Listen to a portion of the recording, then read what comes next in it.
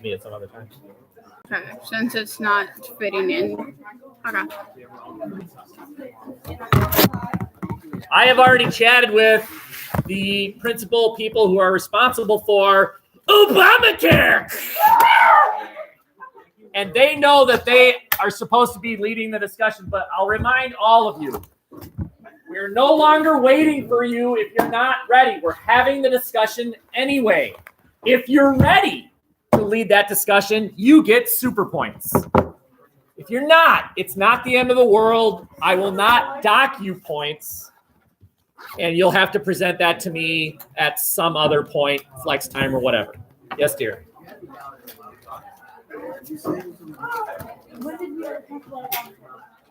You haven't yet. Right. As far as the medical area, and one thing we're going to do is identify this concept known as labeling. So you're looking at a depressing room. This is a prison cell about 150 years ago, because that's what used to be done with people who today we would label as mentally challenged. If you were guilty of being mentally challenged 150 years ago or so, they simply imprisoned you. In other words, not that you were convicted, but it was treated as a crime. It is recently that has changed so that it is an illness. It is a medical condition. You are not punished, but you are treated. So I'm going to give you just a few seconds here. What I want you to do is, can you identify something else that in the past would have been treated as a criminal activity, and today it is seen as something else, an illness, an addiction, perfectly acceptable. Okay. And if you have any suggestions, I'd love to hear it. Very good. So Will has correctly identified that adultery used to be punishable.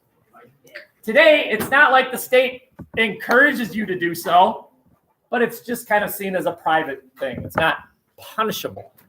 Although that it does become an issue in divorce proceedings. If one party can prove that the other party was guilty of that, then the financial ramifications are large. Anything else? Go ahead. There's the fact that, like, back then, if a woman were to say no to a man for, like, anything, she'd be seen as a witch, as evil. But today it's just like, yeah, you can say no. Okay, very good. Women's rights, right? The fact that women can do pretty much whatever, simply not true in the past. I would argue that anything that is seen as an addiction today. So if you're a drug addict today, 150 years ago or 100 years ago, it was simply you're a criminal. And we're simply going to fill our prisons. The United States has the largest prison population on earth. And that's not fixed for population. That's simply a fixed number. With one little asterisk, China does not participate in the revealing of information, so we don't know about China. It's quite probable that China simply executes people, and they don't have a large prison population. Yes, dear. Will you pause for a second? Can we stop throwing garbage? Yeah. Great. Go ahead.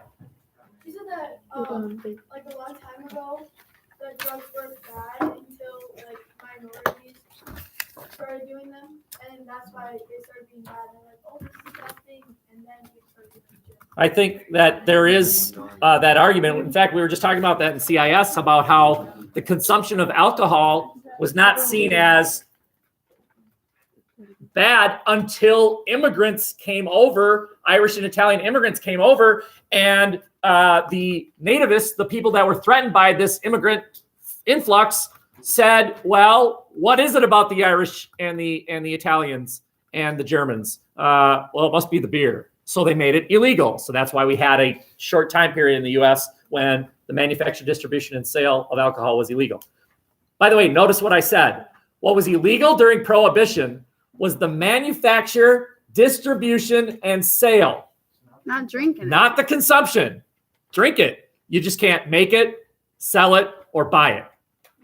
Which means if you had it already, that was sort of grandfathered in, right? If you had a huge wine cellar, go ahead. Okay, question. Rather than punished, right? Whatever. Drug addiction is treated rather than punished. Not in all cases, but in a lot of cases. Okay, very good. So the point of labeling is the label has changed. Nothing else has changed. You still have mental incapabilities. You still are using drugs. But what's changed is the label. We don't say Billy the criminal. We say Billy, he needs help. The label changed. Okay. Ready?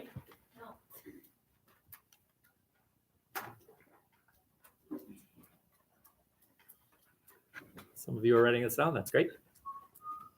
You don't have to, but it's great if you have. Hooray.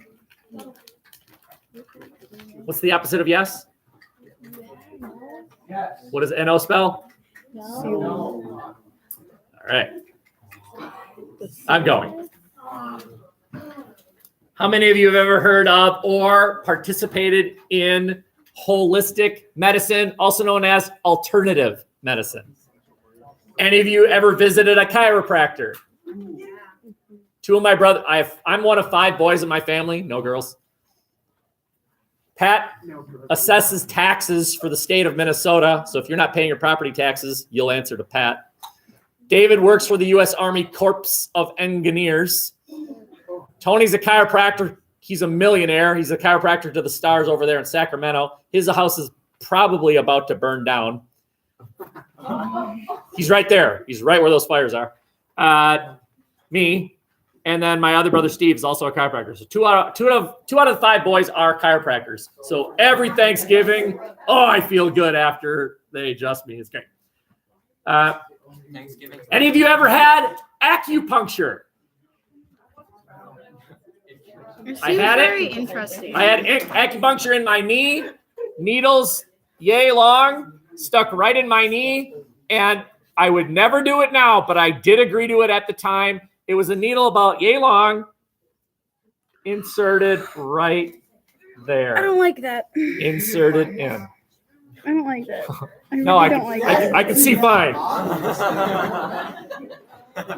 So the point of acupuncture is you're bringing the good energy of the universe, focuses in on the metal, and heals your body. The point of holistic medicine is it helps your body heal itself, right? So chiropractors claim all they're doing is they're aligning your back so that your spinal cord can send the correct information to the part of your body that's injured so it can heal itself, okay?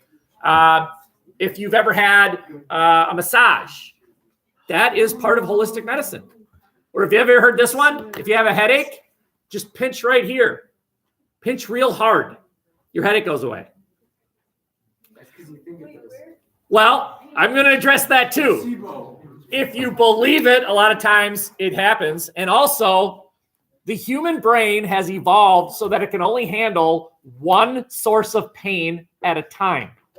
So the next time, like you stub your toe and it hurts real bad, take your fist and punch the wall. You will not feel your toe. But you'll feel your hand. That's why during the American Civil War, when they were about to saw off your leg, because the number one medical treatment during the Civil War was amputation, what they did was they gave you a bullet. And they said back then were awful. So have any of you ever chewed tinfoil? It hurts. Now chew a bullet.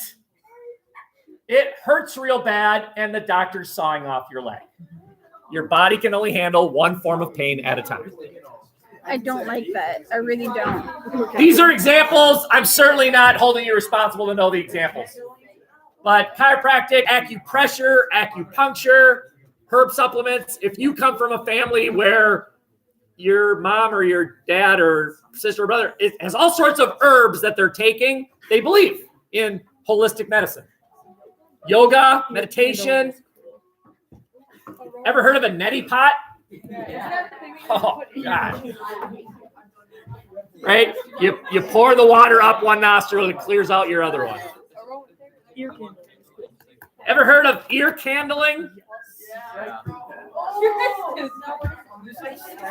Okay, they stick a tube in your ear and they fill it with a slightly flammable arid gas, and then they light it, and out goes your earwax. It's supposed to get rid of headaches. Yeah, in your ear hair. Probably part of your brain.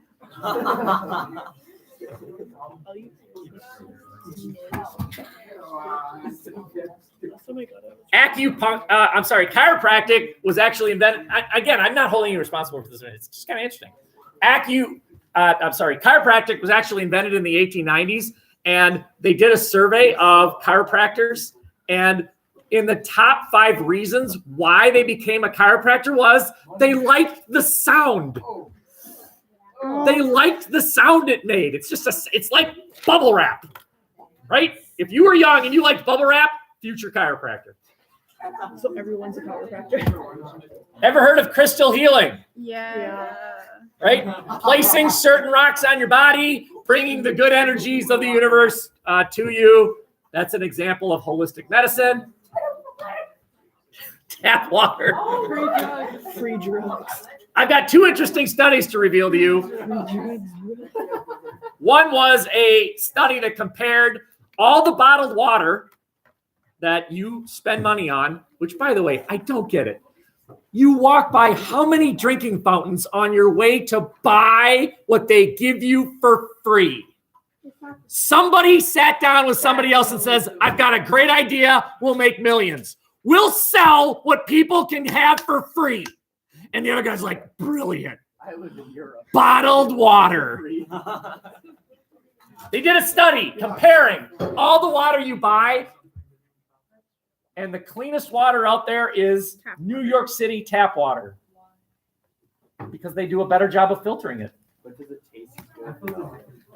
The second study revealed what I have here, that a 2008 AP investigation found that the water that you drink is filled with prescription drugs because people dump it into their sink, and the filter system does not clean it out. So, hey, free drugs. Just by drinking water. I'm going to read this.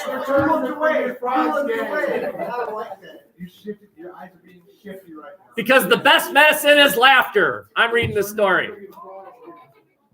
The best medicine, when medicine isn't available, a doctor says to his patient, I've got good news and bad news. Which would you like first? The patient says, the bad news. The doctor says, you've got a brain tumor, which is damaging your short-term memory retention. The patient thinks about this for a minute and then says, what's the good news? The doctor says, there isn't any. I was just hoping. Laughing. I just like that story. Roses are red, violets are blue. I have multiple personalities, and so do I.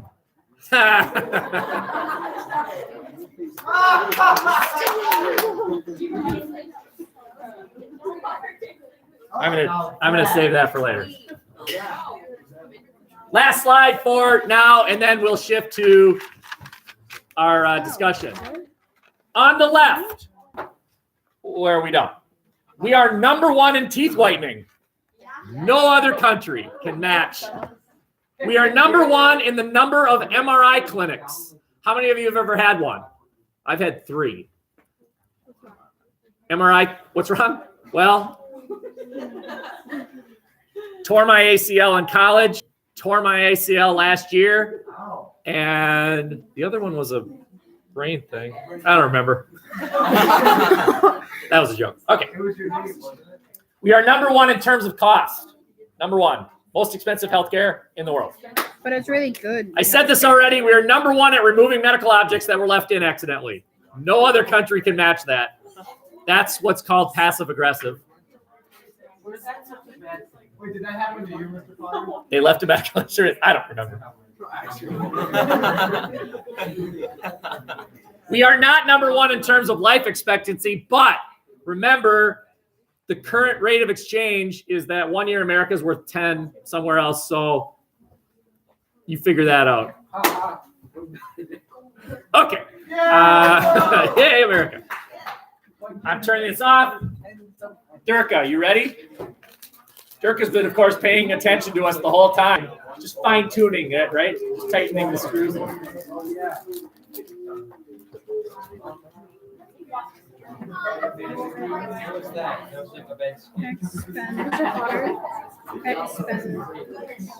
Okay, while they're getting ready, one thing. On Kia, there's a new thing. It is a survey. It is not worth points. However, it is a sample insurance questionnaire because all of you are going to go through this where you're going to have to get health insurance.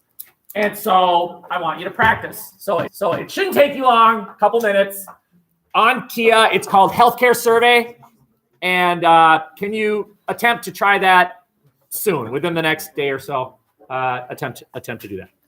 So again, what's going to happen now is Durka's going to argue that Obamacare is bad. And then I don't know if Eric is ready at all or not, but you're going to be given the opportunity of refuting him. If not, I'd be happy to do it. Fine. It's all right. Right. So I was just asked, what is your responsibility? And it's the same as previous. So when we take this exam, there will be a question that asks, name 10 things you learned. And you can't just say this, I learned about Obamacare. That's not saying anything. You didn't say anything. I didn't do it this time.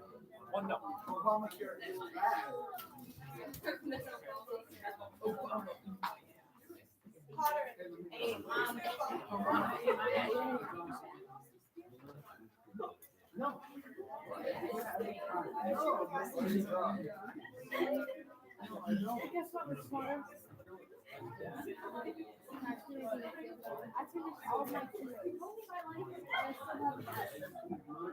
I haven't graded all of them yet. You can relax. How many stars are there in the night sky? Hold on, I'm not ready. In the night sky. I did the wrong book. There's 6. This is going to. Yeah, it hurts almost as much as spending too much money on things. It hurts almost as much as spending money on free water. Gotta buy the water. Otherwise, you're just getting the free drugs.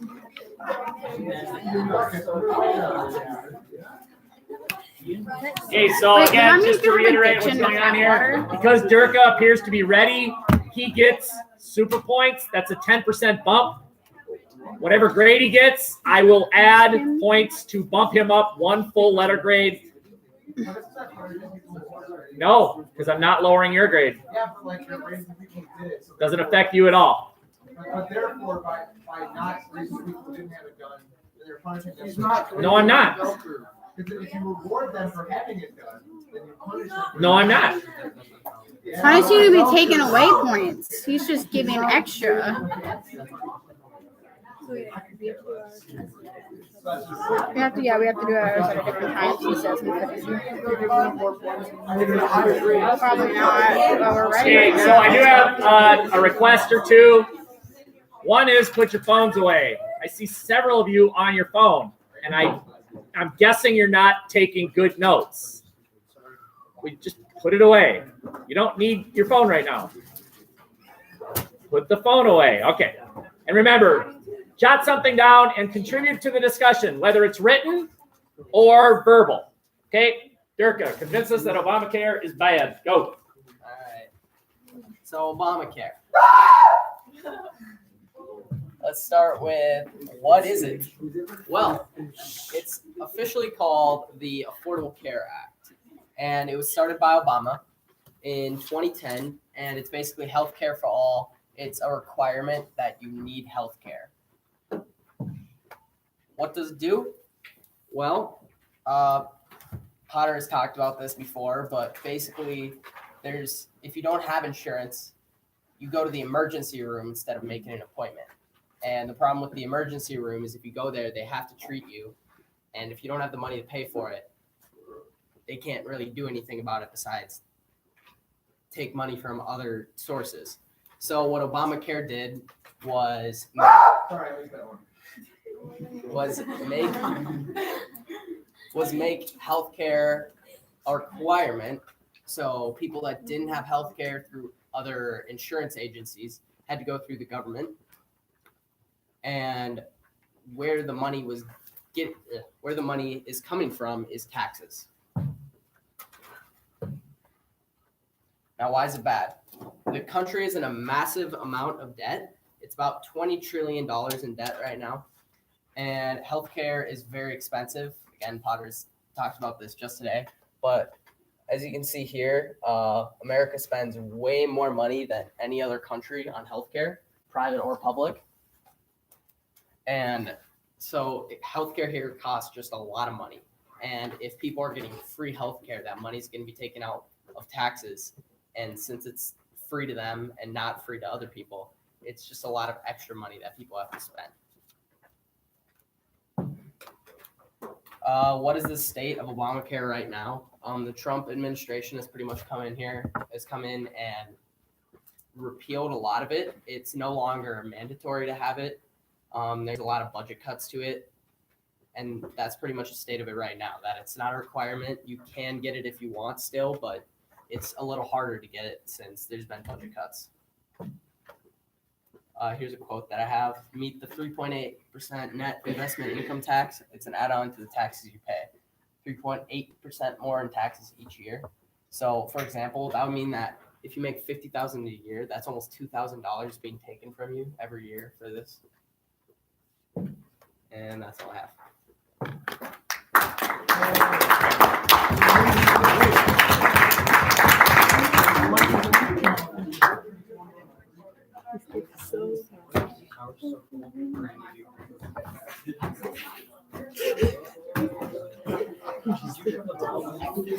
So you're just going to contribute later?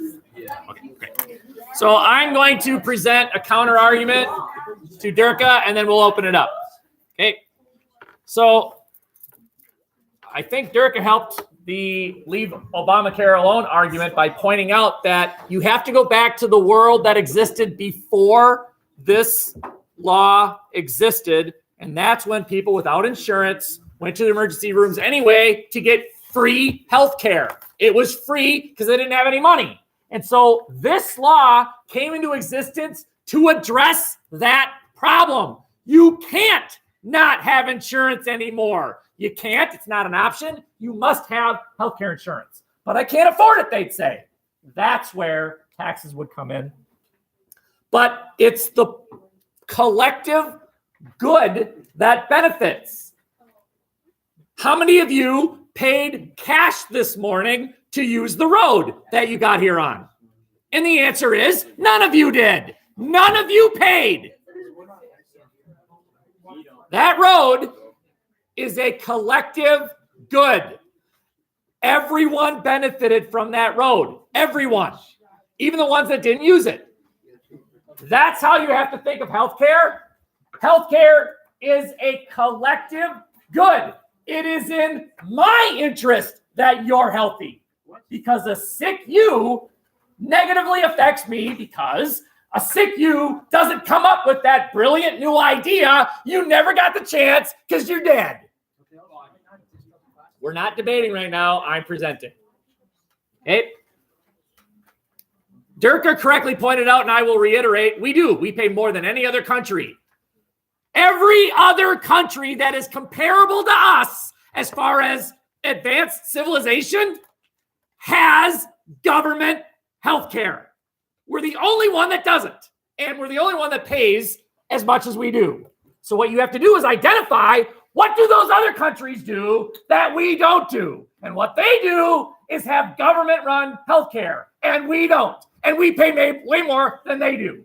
So what's wrong with saying, let's do what they do? Let's let the government run healthcare.